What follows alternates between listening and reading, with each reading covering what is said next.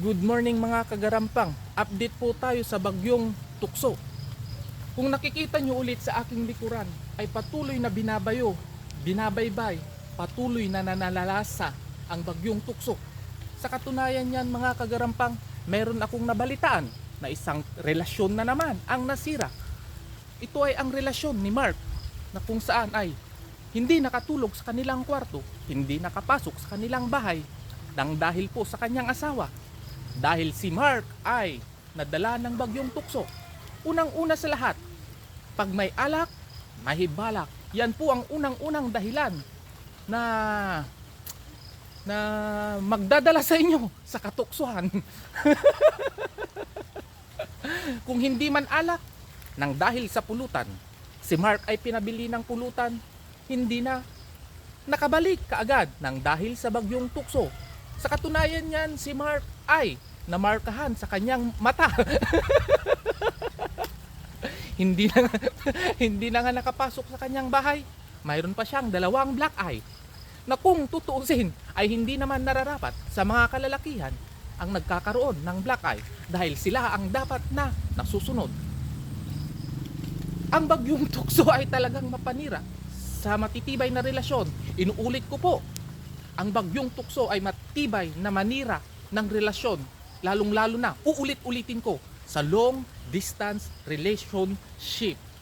So kayong mga kagarampang, wag na wag kayong papadala sa tukso. Okay?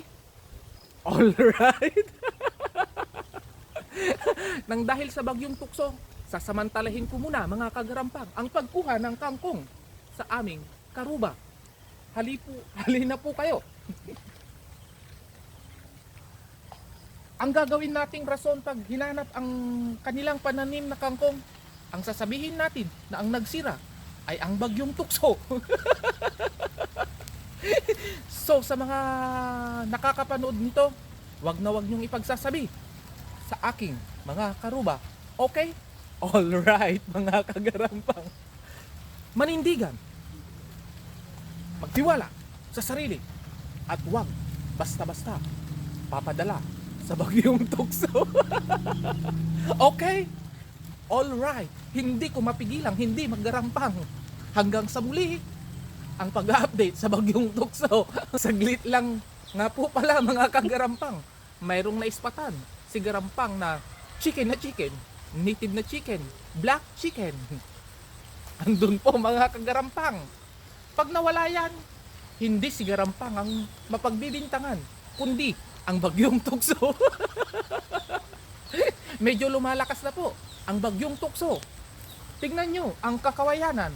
Kitang-kita ang ebidensya. Kitang-kita ang pruweba. Pruwebang garampang talaga. Hanggang sa muli. Hanggang sa ulitin. Mga kagarampang. Bye-bye.